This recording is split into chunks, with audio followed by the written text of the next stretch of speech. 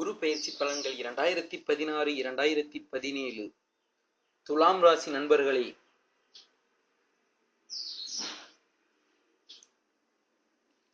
துலாம் ராசி 11ஆம் இடம் பாதகஸ்தானம், 11ஆம் இடம் லாபகஸ்தானம். இருந்தாலும் கூட பாதகஸ்தானம் அமைவதால் மற்றவர்களுக்கு பாதகம் செய்ய நீங்கள் அஞ்ச மாட்டீர்கள்.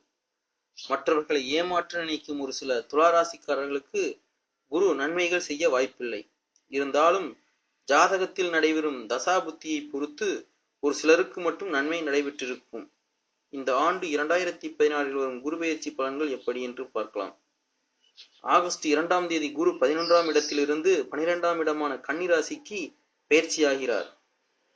இப்பொழுது உங்கள் ராசிக்கு 12ஆம் இடமான விரயஸ்தானம் குரு பெயர்ச்சி ஆகிறார். இந்த இடம் உங்கள் ராசிக்கு உகந்தது அல்ல. 12ஆம் இடத்தில் இருக்கும் பொழுது குருவின் நிலை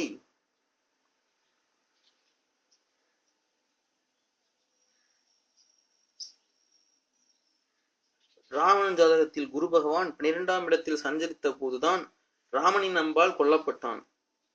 பட்டம் பதவி உறவுகளை இழந்து மாண்டு போனான் என்கிறார்கள் முனிவர்கள். மேற்கண்ட நிகழ்வுகளுக்கு எல்லாம் ராவணனின் ஜாதகத்தில் நடைபெற்ற மோசமான தசாபுத்தியே காரணமாகும். எனவே நீங்கள் நல்லது நினைத்து நல்லதே செய்ய வேண்டும். வீண் பெருமையை கொடுப்பதை போல் நடிக்கக்கூடாது. அந்த நடிப்பு நீடிக்காது. உங்கள் பெரியவர்கள் செய்த புண்ணியத்தால் பங்காளிகள் ரூபத்தில் இதுவரை தப்பித்து வந்தீர்கள். இந்த குரு பெயர்ச்சியில் நீங்கள் செய்த நடிப்புகள் பாதிப்புகள் தலை தூக்கிவிடும். எனவே யாரையும் ஏமாற்றாமல் கொடுக்க வேண்டிய கடன்களை பைசல் செய்து பாவ முட்டையை சுமக்காமல் இருந்தால் வாரிசுகள் தப்பிக்கும். இல்லை என்றால் நீங்கள் செய்யும் ஆலய வழிபாடுகள், பரிகாரங்கள், பூஜைகள், கேமங்கள் எதையுமே இறைவன் ஏற்றுக்கொள்ள மாட்டார்.